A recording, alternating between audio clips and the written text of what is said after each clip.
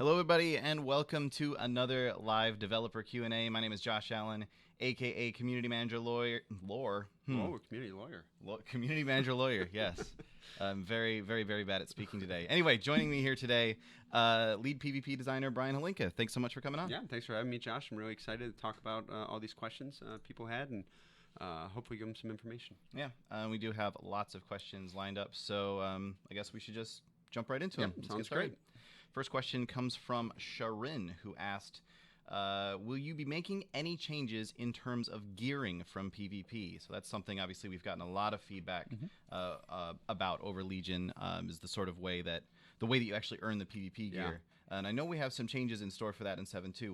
What's going on there? Yeah, so obviously a lot of feedback that we got from people who are very used to the idea of earning honor points or earning conquest points, going to a vendor and getting the item they want, and then having frustration with a system that isn't predictable and makes it really difficult to know, hey, I'm going to get that piece of gear when I want it. And we understand that. It's true. We wanted the system to be, unpredictable, and so there's a bit of an excitement when you get a piece of an item and you're like, oh, hey, that's the one I wanted, or oh, that's the one I didn't want. And there's a lot more emotional ups and downs to acquiring gear than just getting on the vendor. But we didn't want people to reach, frustration levels because they just can't complete their set because they can't get a belt or they can't get shoulders.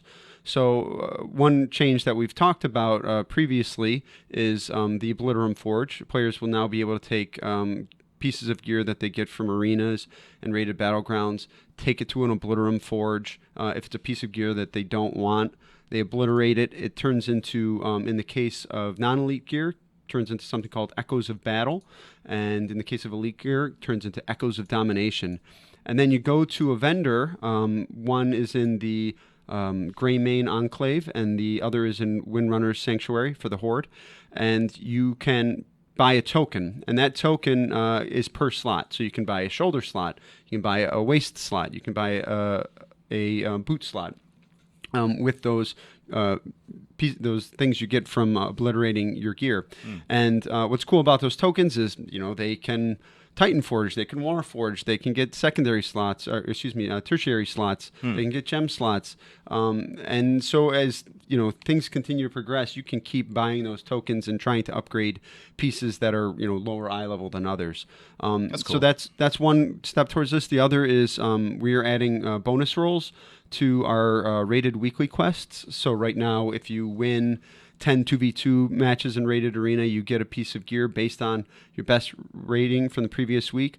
You can also choose to use one of your bonus rolls for that week to get another piece of gear from that system. So theoretically, players would be able to get twice as much from that system as they have been. So hopefully those two systems combined will make it a lot easier for players to pinpoint and get those looks that they want or get upgrades in slots that they feel they need. Awesome. Yeah. So it's just kind of a function of, as time goes on, you will be able to get those slots that you've been missing still. So that's really, really cool. And to touch on one thing, I think there's a bit of a difference here. We're kind of relying on a lot of bad luck protection systems that were not very transparent to the players. So you had to kind of trust that they were working. This system, it's a lot more in your face, right? And you feel like you have control over it. And I think that changes the perception of how it is to play in that system a great deal. Yeah, I can get the wrong item still, but there's only so many times of getting the wrong item before I'm guaranteed that I can obliterate them. Yeah, and getting the wrong item is progress. Yeah, exactly. Towards the item you want. That's really cool.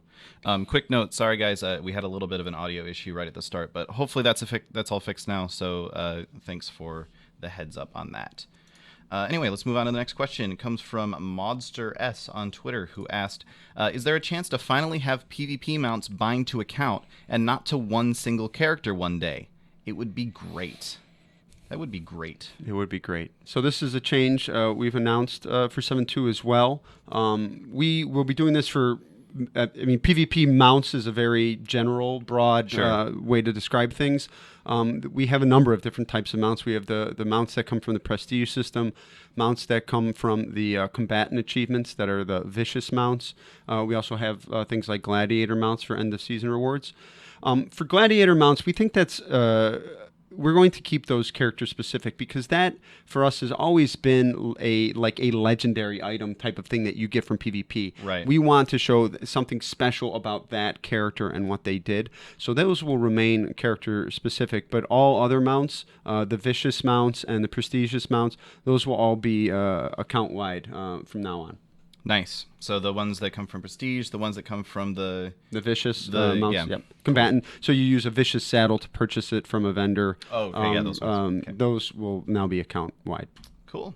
Next question comes from Mage in Cage, who asked, is it possible to make leveling through PvP a bit faster since the current character boost only goes to level 100? Yep,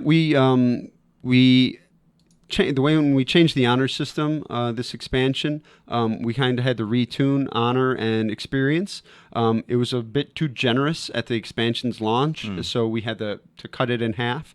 But in 7.2, we're actually buffing it a good deal. We don't want to bring it back to where it was at launch because it was a bit crazy. It was very crazy. Yeah, it was the most efficient way to get XP. But I think by a fairly large margin as well. Yeah, I think you'll find it's better in 7.2, but we're certainly going to keep an eye on it because if it trivializes leveling, that's a problem. But it should be better in 7.2. Yeah, it should be a sort of option where you feel like if you enjoy PvP, this is a good way to level up. It's not a waste of my time. Is the biggest thing. Yeah. Cool. Question from Zero, who asked, will the new PvP Elite Gear Ensemble, the Legion Season 3, be purchasable from the vendor for people who hit 2K rating in the next season? And we actually had a similar question lined up as well about these. That was, will all Legion Season 1 and 2 PvP sets be purchasable as ensembles? That one came from Amayui on Twitter. So obviously these two questions are very similar. So can we just run down on exactly how those ensembles work, when they're available, what the requirements are for those? So our general philosophy here is that we want players to be able to buy the previous season's looks, but we do not want you to be able to buy the current season's look from a vendor. Right. So the only way to get the current season's look is by participating in PvP, winning it through battlegrounds or arenas, but you'll be able to buy all past seasons' looks. We added the Elite achievement to be able to track, did someone hit 2,000 rating each season? And so if you have 2,000 rating in a season, you will be able to buy that Elite sets ensemble. Right. But let's say, just using Season 3 as an example, during Season 3, you will not be able to buy the Elite Ensemble from a vendor. It will also be the same look in Season 4. So you will not be able to just buy the Ensemble from a vendor until Season 5. Okay. However, in Season 3, you'll be able to buy Season 1 and Season 2 looks from the vendor. So just the simple rule is, if you can get the look by playing, it's not available on the vendor yet. Sure. And it's probably worth mentioning that the thing we were talking about earlier with the Obliterum Forge will help with if you're still That's playing, true. and you can still earn those basically the bits that you're missing of the look through that system. This is just talking about the ensemble, which unlocks the entire appearance. That's correct. Regardless. Okay, That's cool. Cool. Next question here from I think My Priest is how I'd pronounce this, who said, any plans to implement templates in duels? This is something that I know a lot of people have been talking about lately, just to have the PvP templates active when they're doing duels, like outside of Orgrimmar or whatever. What are our thoughts on that? Yeah, so for those who aren't familiar with templates, we set your stats when you go into a PvP instance, a battleground or arena, and a lot of people have asked that be applied to duels. At the expansions launched, we weren't sure which way we wanted to go with this. On one hand, yes, we thought, hey, we've set these templates up to balance the classes, and we want that to be, that would be really useful in duels. On the other hand, we thought, well, some people like to, go, there's a very social kind of element to duels, and some people just like feeling more powerful than others, and they want to go there with their awesome gear and beat people up. And gotten so much feedback that people really would like the templates and duels that we're looking into doing that now. Unfortunately, it will not be ready for 7.2. Sure. It's a change we have concerns about and needs a lot of testing. There's a lot of places in the game that you can duel someone else. It could lead to exploits. What if you're using the duel to get extra power to defeat some very difficult challenge? So there's just a lot of testing that needs to be done. Battlegrounds and arenas, you go into a new zone, we apply those rules to you. Duels is something the players can control and turn on and off at will. So we just have a lot of reservations about allowing them to so easily do that, and in a somewhat permanent way. So we're just going to take a cautious approach to that and try to make it happen. Yeah, I could see a situation like maybe there's a quest that's kind of intended to need 5 people to do it, but instead you have 2 people duel each other. Then they get all their honor talents. They, depending on what their actual gear is, maybe they get a little bit more in the way of stats. And now they're fighting. So I can see situations in which we'd need to be careful about that. Yes. We just want to be cautious about it. The other thing that I wanted to ask about on this one that's sort of been a secondary question is, okay, if we can't have templates in duels, but what about 1v1 in war games? Is that something we're looking into? Yes, we are looking into it. There's some technical challenges. It's not just, unfortunately, it's not as simple as changing a 2 to a 1. Right. In terms of the minimum requirements. Okay. Players are automatically placed in a party when they go in there. We don't have a system that really says, oh, you're a party of 1. Right. So there's just work to do there. It's not trivial. But we think that we don't see any reason not to allow you to do war games of 1v1. So we're going to work towards that. Another one on the list. Yep. Cool. Question here from Penny Rush, and this is actually relevant to what we're talking about pretty well, who asked, why did you decide not to go ahead with the PvP template changes in 7.2? So I guess to recap that for anyone who maybe hasn't been following 7.2 development super closely, there were a lot of changes that we were looking at making, like bringing back base resilience, lowering damage, lowering healing, doing a lot of very, very, I guess, impactful changes to how players act in PvP. What was the thought process that led to the decision to scrap that idea?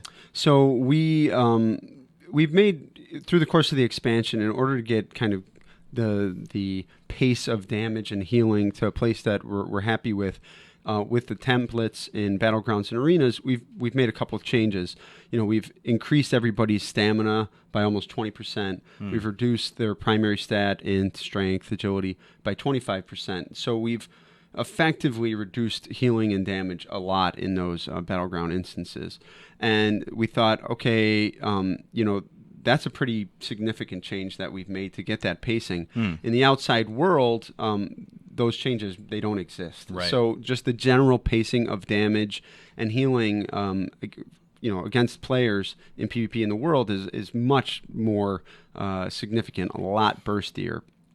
Yeah. And we thought, let's try and tackle this problem. Let's see if there's ways to address it.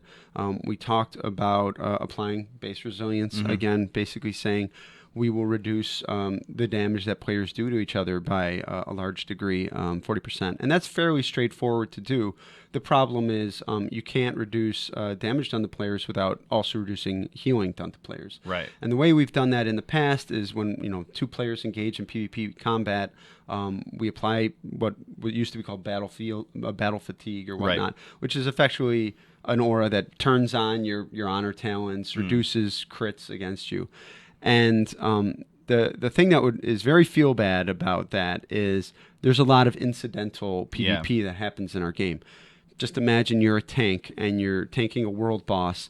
Some enemy moonkin casts Sunfire on the boss, and he puts it down on you. Yeah. And now all of a sudden, all healing done to you is reduced by 35%. Yeah. That is not fun. Right. That's also a reason why we don't activate stat templates in World PvP, because there are so many occasions where that just happens, where it would be a big hindrance to players. So we talked about some other options. Maybe we just rather than doing baseline resilience. When battle fatigue activates, we increased everybody's stamina, but that would be very jarring as well.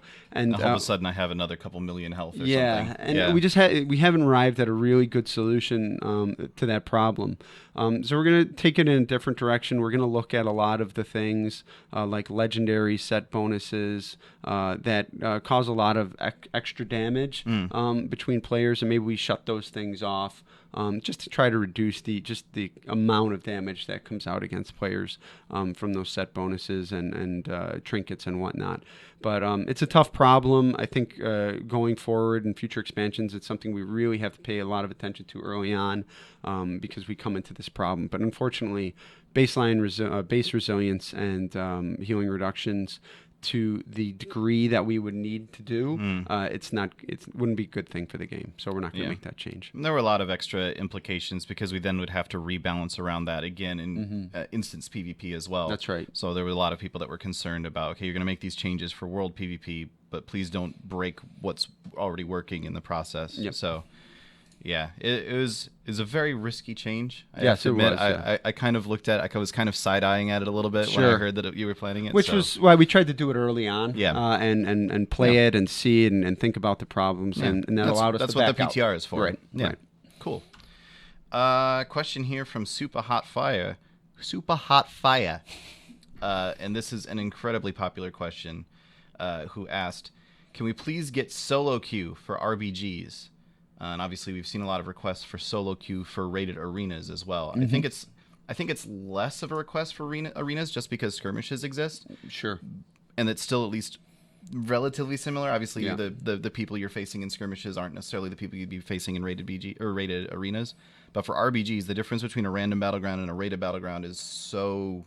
Well, it's different. Yeah, it's it is, very, absolutely, very different. How do you feel about the idea of solo queue? So we like the idea, and I don't want to say yes or no to it. I think I wanted to take this opportunity to maybe just share some of our thoughts about this. Okay. And particularly, I think a lot of the challenges we foresee with this. I just want to stress probably that we don't think this is any small feature. This isn't just take skirmishes and turn on rated problems. Put rating on it.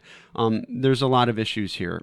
First off, to think about what, let's say 3v3, for example, or RBGs, you have 3 healers, and you have, in the case of RBGs, you have 3 healers and 7 DPS. So that's just a little bit higher than a 2-to-1 ratio. Right. DPS to healer. In arenas, you have 2-to-1. Right. 2 DPS, 1 healer. There's probably the more realistic ratio of people playing the game is more like 4 DPS for every 1 healer. So to do solo queue for either of those 2 brackets, we're going to have a healer problem. Right. That could be solved, we think, by trying to incentivize people to play healers, giving them extra benefits, extra rewards. Certainly something we can address, but that is something we're going to have to identify and solve in that situation. The problem is, our game, I know a lot of people point to a lot of other games that, hey, any competitive game out there now has solo queue, solo ranked queue. And it's true, but we have to think about a couple things. Using some other Blizzard games, for example, Overwatch, Heroes of the Storm, when a player queues for that button, his role is completely undefined. Sure. He can go into the match, he can choose to play a tank, he can choose to be a DPS. Yeah. He can choose to be a healer. That is not the situation in World of Warcraft. Yeah. If you queue as a warlock, you are damage, and that's what you're going to come in as. So we have to deal with the fact that we have a lot of different roles going on, and not necessarily the same number. The population does not reflect the bracket as well. So we don't want to run into a situation where we have twice as many DPS queuing as we have healers, and we're trying to make a team of equal skill and equal MMR, and the DPS are waiting a very long time, and eventually they get placed in a match, and the healer, his MMR is probably going to be different than the DPS, and they, perhaps if they're higher, they are terrorizing the guy for being lower MMR and blaming him for a loss, and that kind of pushes healers to not even want to participate. Yeah. So that is a real problem that we would definitely have to deal with. Another is composition. Our game is very reliant on the synergy between the different classes. So, if we were to say, put you into a threes match that perhaps you don't feel is a very good comp for your spec, you're going to be angry at the matchmaker and you're going to be blaming the loss on the matchmaker. Yeah. We can try and do that, but at the same time, we can try and find good compositions for you, but at the same time, talking about population and the distribution of different specs, it's not the case that every spec has an even distribution. So you're going to have, say, far more demon hunters and warriors than maybe you're going to have balanced druids or mistweavers. And if you really like a certain composition, that might not come up for you all the time. And so that's a real challenge for us. Well, and there's several specs that have compositions that work for them, and as a result do fairly well in the ladder. Right. But you do kind of need to be in one of those compositions to really do well. And just using a random example, if I'm playing a hunter, for example, and playing survival hunter or something, and I queue in with, let's say, a rogue and a resto shaman, then I'm gonna be like, okay, yeah, this is pretty good. I'm okay with this. If I queue in with a warlock and a mistweaver, I'm gonna be like, well, we don't have a lot of synergy in this. This is a little bit weird of a composition. And so even if that composition can still do well, it's not the ideal one. So you're going to be upset every time you get in there. Yep. And it's not the ideal composition for you. And so you're going to have a lot of frustration with the system. Then also just your matchmaking rating, whether that is going to be based on your spec or your class. Right now each character has their MMR no matter what they're playing, but you get into a group with someone else and you kind of have an agreement that, hey, I'm going to play holy even though I don't always play holy. In this situation, somebody could be like the world's best ret and just switch to prot. And all of a sudden, you're at a very high level, and you're like, "Why am I playing with this prot paladin at 2,800 MMR?" Yeah. And so that could lead to some frustration. There's a lot of, there's always frustration with chats and harassment that have to be dealt with. Rated brings all of that up to a whole new level. Sure. If you're in a random battleground and you're frustrated by losing, that's kind of just like, well, I got less honor than I would have liked to have gotten.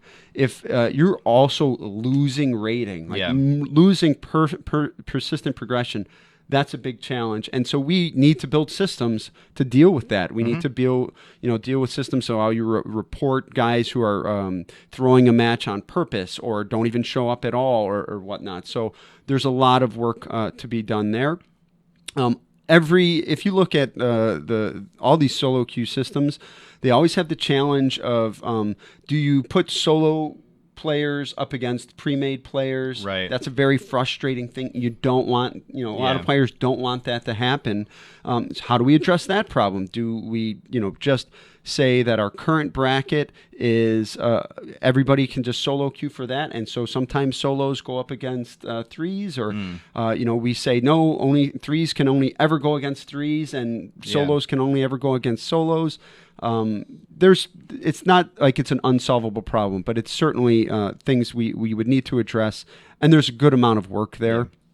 So, and just lastly, I know I'm going fairly long on this particular question, but this being at Blizzard, we have the luxury of seeing how other teams work and who try to solve these problems. Heroes of the Storm, Overwatch, games that are 100% PvP games, and where solo rated is kind of their end game. Right. World of Warcraft is a very big game, and while it's a very big team, I see the size of teams that work. Solo queue rated matchmakers. It is a very big time commitment, a very big from a programmer standpoint, from a design standpoint. There's just a lot of work there. So I'm not saying we are not going to do it. I think I would not disagree that if we have solo queue rated arenas or solo queue rated RBGs, more people would be participating in arenas and RBGs than currently do. Yeah. Don't disagree with that at all. I just want people to appreciate that this is a significant thing for us to do. Yeah. It has to be done right. It can't be done recklessly or haphazardly. So just keep that in mind as we go forward. Probably just not something we can turn on in a small patch. It's going to be a lot of work to sort that out. Yeah, I just want to hammer on that point a little bit. There is that we're not saying that. Well, you're not saying. No, I'm not. That these are insurmountable problems. No.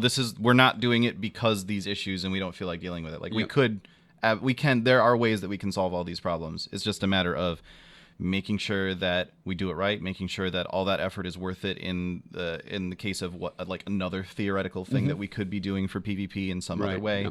Yep. It's a lot of work. Yeah. We like the idea though, and we know see it's brought up, and we just want to openly discuss and honestly discuss what we see the challenges are there, and we know we have a smart group of people playing our game, and they can respect that and kind of appreciate it and see that hey, that's a big problem. Yeah. That's all. And maybe the people watching have some suggestions on how we could deal with those as well. That's always appreciated feedback.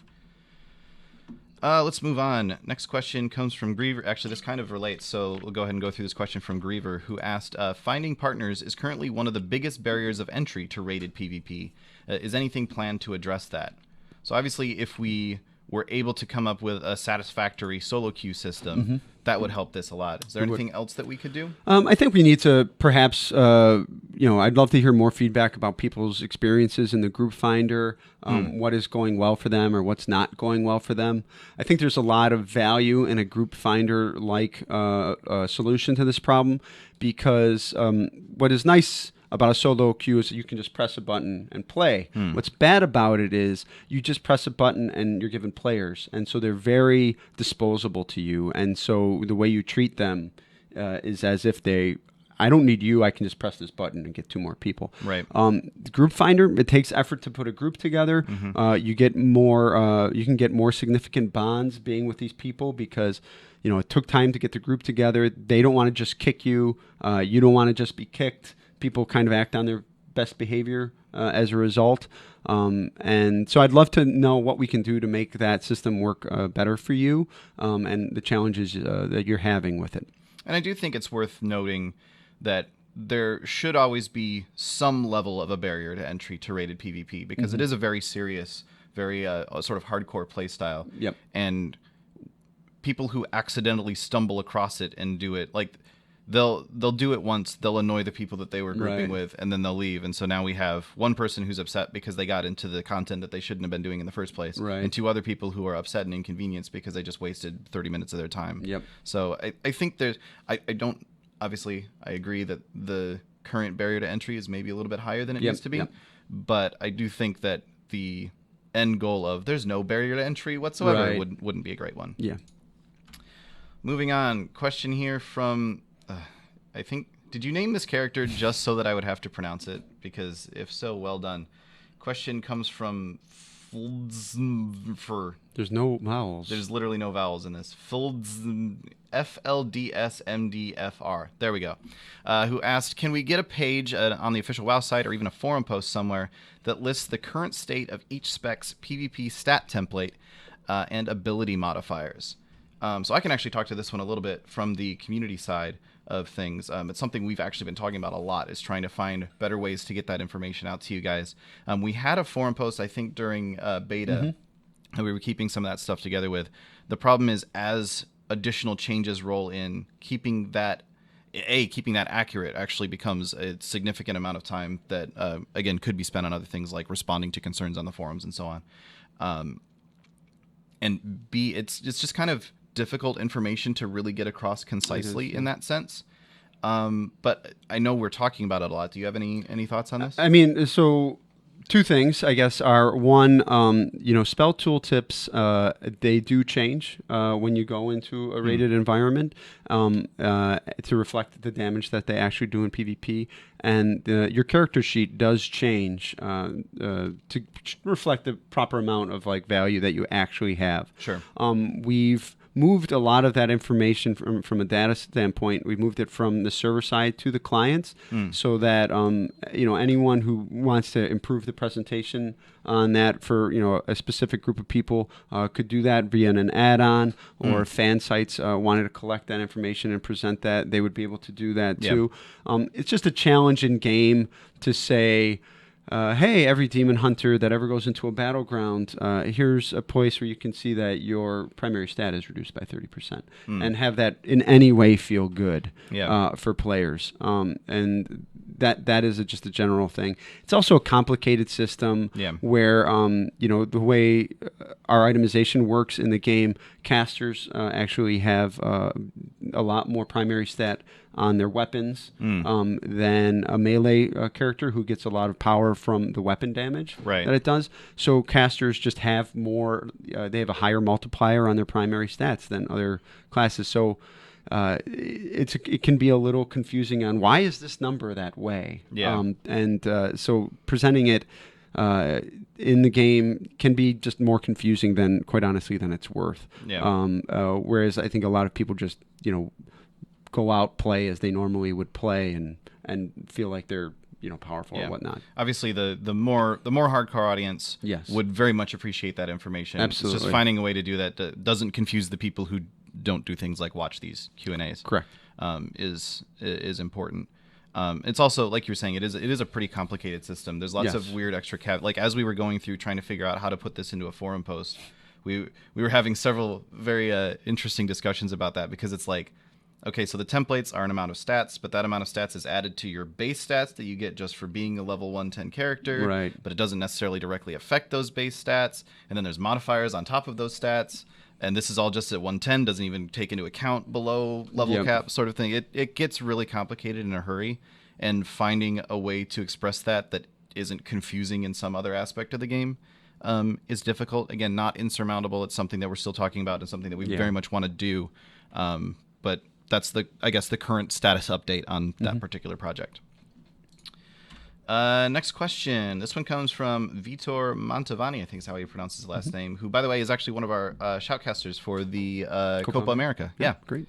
So hello, Vitor. Yeah. Really cool to see. Hugs. Questions coming in. Don't hit the microphone. Everyone, rip headphone users. Yeah, that'll be a meme. Yeah. All right.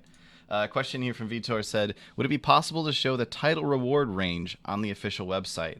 Obviously, there's a couple of third-party sites that people tend to look at that occasionally get it close.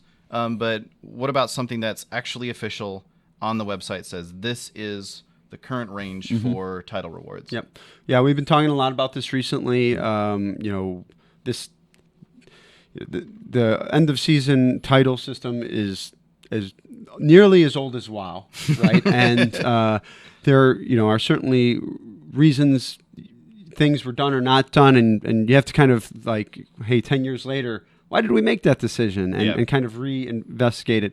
We don't think there's like that much value, certainly, in withholding that information from players, and we're working towards ways to show you that, whether it be on our website or in game or something like that. And so certainly, it's our plan for this season to show the title ranges. I think about 1 week before. Roughly. And then we'll post the results at the end of the season. We'll post the values and let you see them, so that you can know if you got your title or not. And then we're going to try and find a more permanent solution going forward that gives a lot more transparency. But we don't see any problem in doing that and moving towards that. So that is something you can expect to see from us And the way we do it this season may not be the way we do it forever. We are just going to try and solve this problem for you. Yeah, trying to find different ways to get that information out there. For this season, like you were saying, we're planning on having like a forum post or something, at least like a week or so out, that says, here's what we kind of think at this exact moment in time where things might end up. So it's going to be a little bit of a guess, a little bit of an estimate, and definitely not a firm, if you reach this rating, you are guaranteed to get Gladiator sort of thing. And that's one of the biggest concerns is, when you see it on another site, maybe know they're that they're wrong, guessing. or maybe they're guessing. When you see it coming from us, you could very well be like, hey, I hit that rating and I did not get my reward. What gives? And, the way that the system works, we cannot predict the future on exactly where it will end. So to give you the information ahead of time, we have to say, this is a projection. These ratings change, and you just have to keep that in mind. And not until the end of the season when we actually post are those the actual values. But we think there's value in you knowing those values. It was very helpful on the 3 or 4 times we gave out titles this first season. So we plan on doing a much better job of that, and we would like to see this information out to you. So look forward to that. I think it's also cool to, especially for like the lower titles, because a lot of people don't necessarily realize, wait, I could have gotten a Challenger or something if I just played a few more games. I wish I'd known. Even for the high-end guys who are asking this, that's a great secondary benefit. Actually, I have another question from Vitor here. Oh, double question, Vitor. That's how much we like him. It's your day. He said, I miss a place to test my healing with an active PvP template. Can we get some kind of proving grounds for that? I think that's a great idea, and I think that would be cool. We definitely think that the game could really benefit from like a PvP hangout of sorts. A place where players can go and duel, and we kind of lost that from a social element when we removed the PvP vendors. There's no place that people just kind of know that everybody's going to show up at. And we think that going forward, that's something we'd love to design in the game, is a place for people to go and hang out. It could even have PvP templates active for duels. It could. Indeed. That would be cool. Not in 7.2. Not in 7.2. Not in 7.2. Okay.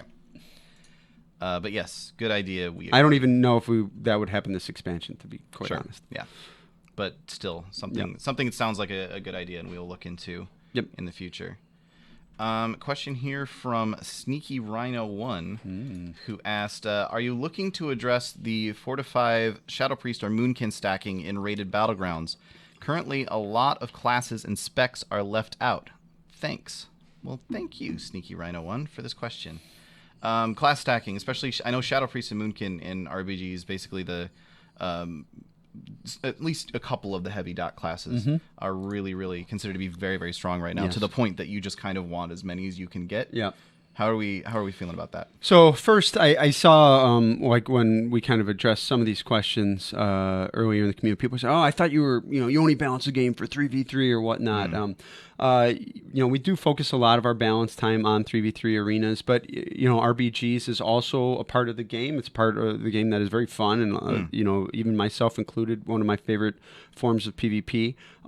And we've kind of gotten to a place we're okay with some classes being better in one format of PvP than another. Some classes are better than dueling. Some classes are stronger in 3v3. Some classes are stronger in 10v10. But we've certainly gotten to a situation right now with Balanced Druids and Mistweaver Monks in particular in RBGs where this is a problem. There are too many. When you want 5 Moonkins and 3 Mistweavers as 8 of your 10 people in an RBG, that's a problem. It's a problem. So it needs to be addressed. The general problem is just some classes, some specs are able to do damage to a large number of targets, 8, 10 targets, very easily, and do a lot of very burst damage to those classes very quickly and easily. And that's a problem we do think needs to be addressed. So like in the case of a Balanced Druid, you just see a lot of damage coming out of Moonfire, Sunfire, and Starfall. And their astral power generation just kind of being very passive. And those are the things we're looking at in 7.2. We have to be careful that when we adjust their spread damage, that we don't gut them and make them not so great when there's only 3 targets. So in this case, it's a situation where we would have to reduce the the dot damage that a lot of these classes do, and buff up some of their single target spells in a PvP situation. It's not something we would love to do. Right. We've been fortunate in Legion that we have the stat templates, we have the PvP multipliers to make adjustments, but it makes the game incredibly complicated when we are making a lot of spells behave very differently in PvE and PvP. I would prefer to only do it under very dire circumstances, and that is certainly the case of what is going on now. Yeah, and we actually have a question that's kind of along those lines that thanks for that. That's a really good transition. Thanks a lot. This one came from Tenacious, who he actually starts with a similar question. RBGs stack OP specs as the meta, and it's been the same DPS specs for years. But then he goes into, why haven't PvP templates fixed this? Or do we need a separate PvP template for instance BG and RBGs to finally balance this? And of course, then you would then need to extend that into, well, now we need random BGs, we need rated BGs, we need arenas, 2v2s, we need skirmishes, 3v3s, 2v2s, 3v3s. So I think that's probably a big part of why we don't go down that road. But Absolutely. Can you talk a little bit about why we're trying to stay away from that? Like, I would say I'm not thrilled with how complicated the differences between PvE and PvP are at this moment. Right. The game would just be better if there was things were the same, and they all. I mean, if everything magically worked out, so that everything could be the same everywhere. And it doesn't, and we want to be able to adjust outliers and things that are really problematic. But to say, oh, I play my character. I do this rotation in this is the optimal rotation in the outside world. This is the optimal rotation in 2v2. This is the optimal rotation in 3v3, and this is how it is in RBGs. To just see your spell hit for 300,000 in arenas and then 200,000 in RBGs, I think that's going too far for this tuning. It isn't. It's gone past from being inelegant to being ugly. Right. And the value there isn't worth it. I think there's other ways that we can fix the problem. Try to make changes that, for instance, what are the things that are too good for Moonkin, or as an example, in RBGs? But what is the gameplay we'd prefer seeing them in Arena doing in Arena? So I don't want to go down the route of we have separate templates and PvP mults per every bracket. I think it would be a very confusing game. Yeah, and then it'll end up it's kind of a where does that stop question as well. Yes. Like, do we have one for every bracket? Do we have one for in arena? Is there a separate PvP template in 3v3s when there's healers versus when it's 3 DPS? Like, is there a separate template that opens up if you're playing with a Mistweaver versus playing with a Holy Paladin? Like, yes, you could pretty easily, I think, go pretty far down the rabbit hole on that one. Yes, and so it's probably better to at least start from the perspective of, let's see if we can fix this with across the board changes in ways that fix the problem without making something worse somewhere else. Yes. And before we look into separate PvP templates if you've been doing your emissary bags today. Question from Veraxor, who asked, why does Shroud of Concealment not work in rated PvP? It was a magnificent strategic ability in RBGs. And I know a lot of rogues were kind of like, when we announced at BlizzCon, you're going to get Shroud of Concealment back. Yeah. And then we were like, but not in rated PvP. They were like, well, then what's the point? Yes, yeah. So what's the point, Brian? It was a situation where we had Shroud of Concealment in arenas for a while. Then the beginning of Legion, we didn't. Yeah. And I think you could see a pretty profound difference in just every time a rogue team comes out, they're all invisible, versus just the rogue being invisible. Or even like an RMD. One of the advantages of the RMD is that the mage can go invisible for a little while. Right. The druid can hide in cat form for a little while. Yes. Like it's one thing when it's that entire comp, every single one of them can be invisible for a while. It's different with, oh, you're a rogue, so your warrior and shaman are also invisible for a while. So we just think that the game feels better if it's not constantly having this whole team opener that you have to deal with. But that doesn't necessarily address... I mean, it kind of alludes back to the previous question of like, well, why arena? Well, just turn it off in just arenas then. I think it's better that we have these consistent rules that apply to our rated content. Though that was a cool thing sometimes for rogues to have in RBGs, I think the game still is okay without it in general. So I'm gonna slightly call you out here because I play an arcane mage Okay. and I have mass invisibility. Right.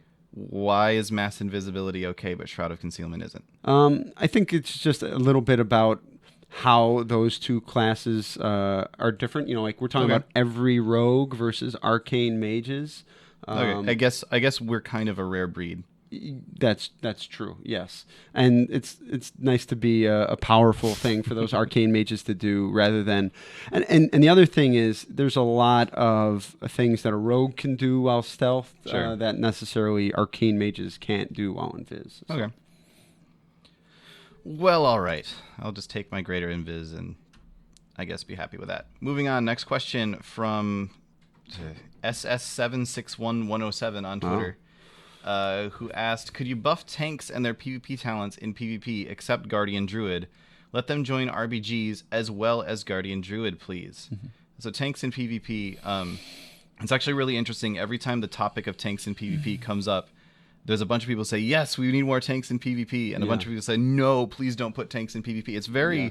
very controversial topic, and there isn't really a consensus among the PvP community. No, so how do we feel about it? It's a real challenge to get tanks working in PvP in a good way. What is their role? What is cool? The idea of a tank being the role of a tank in PvE is I'm invincible. Essentially, right? Sure. Like I get right into their face, and the boss attacks me, and I don't die because I'm so sturdy and strong and whatnot. That's not a great gameplay place for any character to be in PvP. Oh, hey, I'm invincible. You know, that's not great. So we've tried to work them more towards being, a little bit more harassment, a little bit sturdier than a DPS, but not as much, burst damage as a DPS. And we think that's a good place for them to be. And it's just taking a lot of iteration to get all of the tank specs there. We think Blood Death Knight's working in that direction, Guardian Druid as well. But we're going to just keep working on trying to bring all of those specs up. It may take some tuning changes, may take some honor talent changes, but we're going to continue to iterate on it. Cool. A question here from Defiance, who asked another very popular question recently. Why did you plain out just remove Mistwalk from healer monks? Why not just nerf it? With all due respect, no need to be that over dramatical when changing class mechanics. Why so dramatical, Brian? So that's a great question. I understand it. What we were finding was Mistwalk took a very mobile class in Mistweavers and made them too mobile. Okay. Clearly. And for everybody to be relying on that for, like, if you have a class that already has a port and a large number of roles, variable based on talents, and now you're also giving them two, kind of blinks effectively, they don't need two more blinks. I think that their mobility kit is just fine without Mistwalk. And if they're struggling in other ways, there are other ways to compensate them than just giving them incredible mobility. So that was the main reason. We just felt like the design was not good for PvP. Large number of PvEers, as far as the data showed us, were not taking the ability. It had been buffed a number of times to try and make it attractive in PvE, and it was becoming more and more problematic in PvP. So we just felt like it was the right decision to go a different direction entirely with that with that talent and to buff them in other ways. I think their mobility is still very, very good, especially when compared to other healers. So they're still going to have that role as being a very mobile tank, a mobile healer. Yeah, a lot of the feedback we've seen initially on that change since it hit the PTR was, okay, but without Mistwalk, we suck. And so basically, to just, I guess, reiterate what you're saying here, that is also a problem if you're just not good without this one talent. That's correct. So we'd rather make it, because someone being too mobile is problematic in PvP, because then they're just frustrating to play against 100% of the time. Yes. So we'd rather remove the frustrating mechanic that's also too much of a crutch for the class and fix them up other ways, basically. Correct. Yep. Okay, cool. That makes sense. Question here from Buttermaster X, the master of butter, who asked, why don't you buff or nerf honor talents instead of changing stat templates? So we kind of do both, Yep. obviously. Can you go into a little bit of the reasoning of why we would do one over the other and what situations that takes place? Absolutely. I think the answer here is that they solve different problems. The honor talents and the stat templates give us different tools to solve different, balance issues that we have. Whether it's, a class is too susceptible to, getting killed, and so they need extra stamina, or, their damage is just too high and unhealable. We can reduce their agility. It may be that, what if the problem with the class is that they're doing too much damage, and we have no honor talents that increase their damage? Right. Honor talents aren't going to solve that problem. Right. We have, when we designed the honor talents, we intentionally made them pretty situational. We said, okay, this will be a great talent against melee cleaves. This will be a good talent in battlegrounds for spread pressure. We've certainly created some problems where, hey, we created a talent for battlegrounds that's too good in battlegrounds, and right. so we've reined it in. But then there are just other times where the things leading to the class being too good are just how strong their mastery is, or that they're too resilient to damage and need to have their health come down, and the honor talents just don't address that. So we tend to try and change the honor talents to change the cool things that they can do and give them options, but not and have some variety in those rows. But it's pretty much the case that they're just different problems. Okay. Fair enough. Question here from I Need You, who asked, can you separate 2s and 3s skirmishes again? A lot of healers who queue for skirmishes don't even join. I'm kind of tired of these 2v3 matches. I mean, I think pretty much everybody is kind of tired of 2v3 skirmishes. Yeah. And that kind of seems like, I know he asked, can we separate 2s and 3s skirmishes? But it kind of seems like the underlying question here, maybe reading into it a little bit too much, is what's going on with these 2v3 matches and why are those happening? Yes, that I think the solution of separating the 2s and 3 skirmishes won't fix the problem that sometimes people don't come in. I think we need to change the paradigm of how you queue for skirmishes to be more like dungeons, where everyone on both sides accepts the match before the match even begins, and then you're entered into it. That's the right way to fix this particular problem.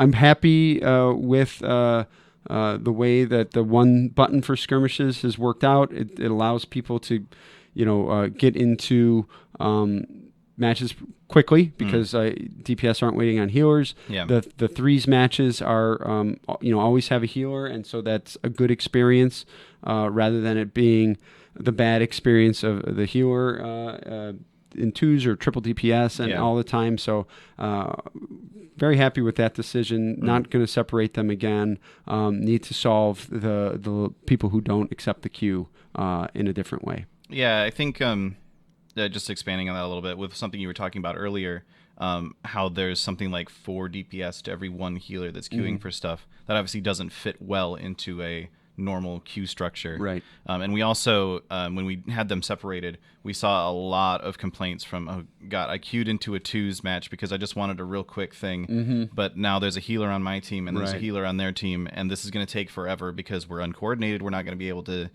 play at the level that's necessary to defeat this situation. Yep.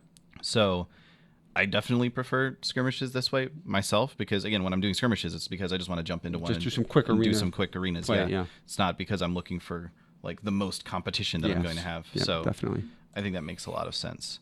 But yeah, solving the 2v3 matches, I think the idea of doing something like with a dungeon where thing pops up, you have to click accept, and then if not everyone clicks accept, and everybody gets ported in. Yeah. If they've said accepted, they're coming in. Yep.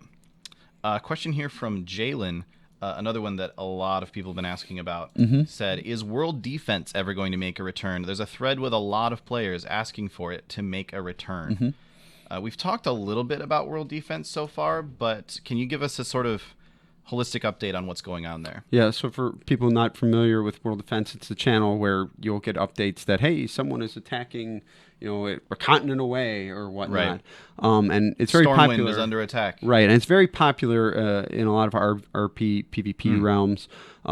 We are not able to make it work on all servers. Again, just the way that the technology has evolved over the years, with sharding and CRZ, it's not guaranteed that if somebody is attacking, in South Shore or Terran Mill, that is, when you go there, there's going to be an attack happening. You may end up on a different shard. However, we understand that RP players, this is something they like and is very valuable to them, and that's what we're looking at. How can we re-enable this on those RP realms, so that don't really have a lot of sharding and CRZing. So that's something we're working on. I don't have a delivery date for you, but I think you guys deserved an update. Would Sure. prefer to be, tomorrow.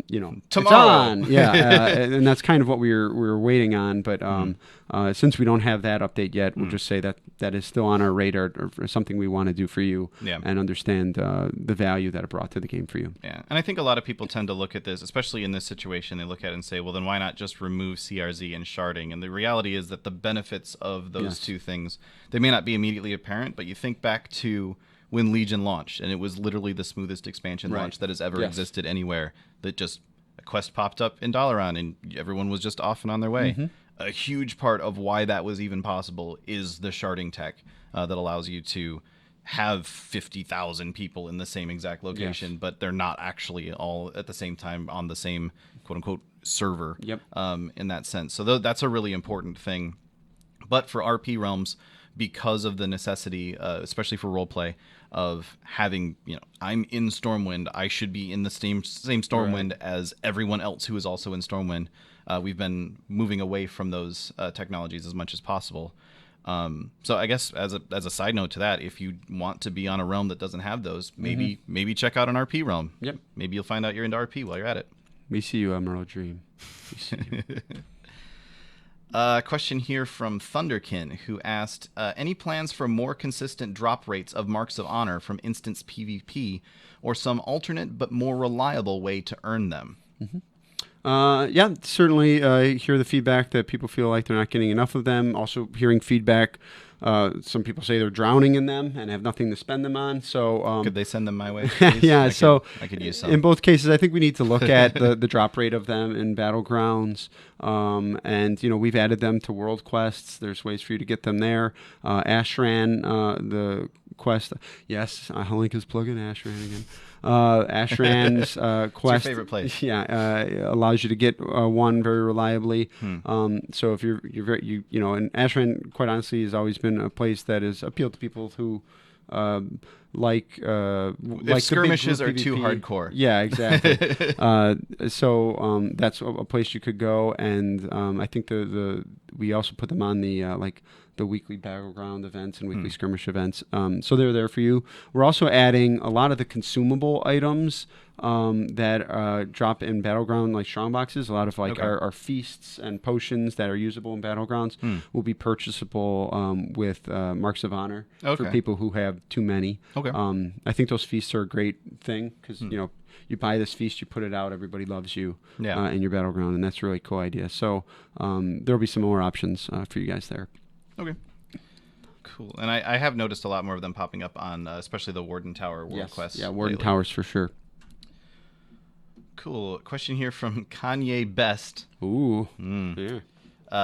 Who asked... You guys and your names. They're particularly good today, I have to be honest. Who asked, what's the plan to increase participation on the arena ladder, especially above 2600 rating?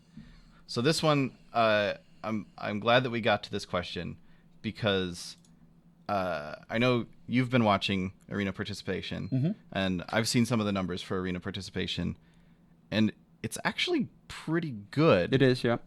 I mean, I think there's a lot of confusion. I mean, when the titles came out in Season 1, I think a lot of players, they're the only metric they really have to judge like how many people are doing arena is how many titles were given out this year. Sure. We've watched the size of the ladder over the past couple years, and the way this works is that every week the ladder grows. The number of people on the ladder above 1,000 grows. More people come and do arenas. The game, for people who play the game day in and day out, they don't understand that the general player base, like some people come in and come out very regularly into the game. And so what we've traditionally seen, like from an example in NA, is we get a big number right when the season starts, and then honestly about 10,000 people would be added to the ladder per week, and that rate would slowly decline. In Warlords season 1, so the big trend here is that we made a deliberate decision to shorten the seasons, this expansion. So they're half as long, which ultimately is going to mean that the size of the ladder is going to be smaller. Right. We're not adding on that extra few thousand every week sort of thing. So the size for North America, for example, the size of the ladder, was in season 1 was about 150,000 people were on the ladder or something like that. That's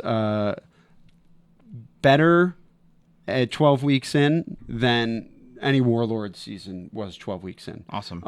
So like our week-to-week participation is good. Yes, it's still very good. Cool. I think, how are we going to... That doesn't mean we don't want to improve it. No. Always planning to increase participation. Exactly, yeah. So we want to improve it, and... certainly the things that Jeramy is going to talk about here in the next few minutes. Oh, transition cowboy. Wow, you actually almost hit that spot on too, because I think this may have to be our last question. Yes. Those are the things that are going to try and, draw the game into a bigger limelight for a lot of our players. We can do a lightning round too. I'm happy to do that. So that'll be a big thing. We just have to keep looking at our rewards. I think, we got a lot of feedback about our end of season rewards, and we're trying to do things to improve that by adding like the enchant, the demonic tyranny enchant tabards every season that can only be earned with high rating. So there's a lot of stuff there that we're doing to try and improve this. Before I forget, though, I want to remind everybody that we're if you are a high level PvPer, today on the PTR, in about 3 hours from now, we're going to be testing. We're just trying to get a lot of game ins for our designers and our balance testers on the PTR, and appreciate anybody who can join us on there and give us some games, just so we can see a bunch of different classes and specs played. Skirmishes obviously aren't the perfect place to do this, but we do internal play tests. We'd love to just get some external opponents to try and see what other people are doing. So. And even if it's not the most serious hardcore like top end arena play, it can still help identify some of the weird outliers. Yes, like our big problems. Hey, accidentally I don't know, warlocks are doing 20 billion DPS. Right. Like, wait, what's going on? Something There's some sort of bug for. Or something. Yeah, exactly. So that'll be super cool. And that's happening today in about 3 hours from now on the PTR. So please do participate in that. I think we're actually out of time here. We need to be able to move on to our next thing, which is going to be an announcement of the World of Warcraft 2017 Arena World Championship, which I'm super excited about. I am too, yeah. We're going to get Jeramy McIntyre in here from the WoW Esports team to talk about that in just a second. But thanks again, Brian, for being here and going through all these questions. Yep. It's been a pleasure as always. Thank you all for tuning in, and I hope you heard some questions that you wanted to hear answered, and appreciate all your time. Awesome. Thanks, guys. We will be right back with that WoW Esports announcement.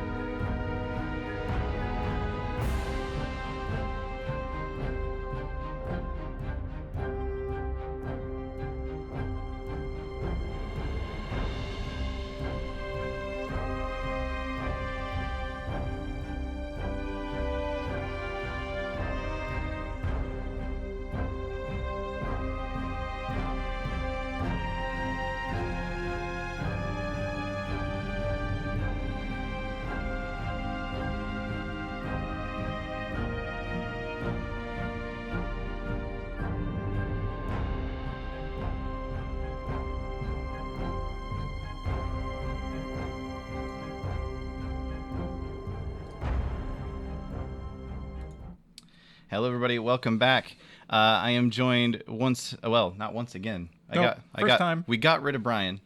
We brought in Jeramy McIntyre instead, who heads up the World of Warcraft Esports team. Jeramy, this is your first time in front of the camera. I know I've worked with you a lot over the past year.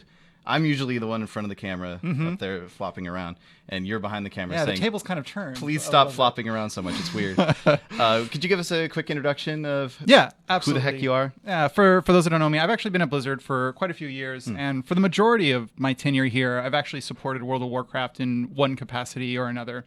Last year, about halfway through the year, right around our regional events, I got the opportunity to kind of step in and head the WoW Esports program.